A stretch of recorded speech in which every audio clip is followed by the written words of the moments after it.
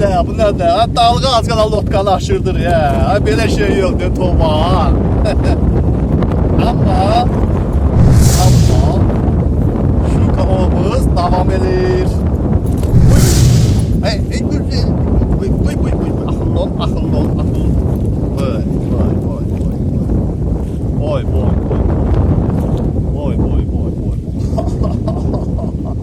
Var katlanacak boyda. Oradasın. Var ha. Be. Ha, külək mükemmel. Göre valla külək olmazsa balık tutmaq olar. Taze yok açıq ve külək gök tapardı. Dayana bilmədi. Göre gəlib çıxacaq. Eyvallah. Demək külək olmasa qəşəng balık tutmaq olar. Gözləyək də görə kəsəcək. Kəsmə ehtimalı var. Danışmaya bu nədir? Vay şimdi bir təmiz. Tez suya mı? Kramol lotkanın içərisinə vurur dalganın suyu.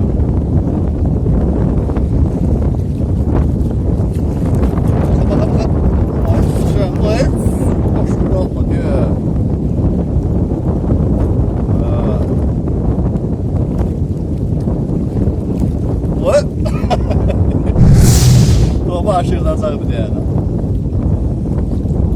Gör bizdə həvəsə bax, bizdə marağa bax, qardaş. Lotkanın aşmağı, boğulmağımız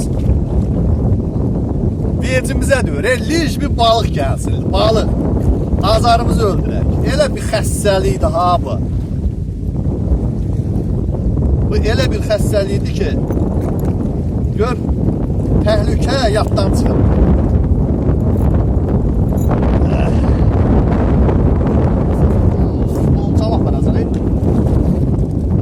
Təsəvvür elə 10 kiloluk bir dənə quruzun var. İnanırsan o üstündən çıxardınca zülüm çəkirəm də. O quruzu külək sürüyür. Yaxşı olar. İzləyin. Ya suya düşəcəm böyük ya da yaxşı balıq tutmalıyam. Özə deyirlər ki küləkdə balıq olmuyor. Ayıbdır. Vallahi ayıbdır.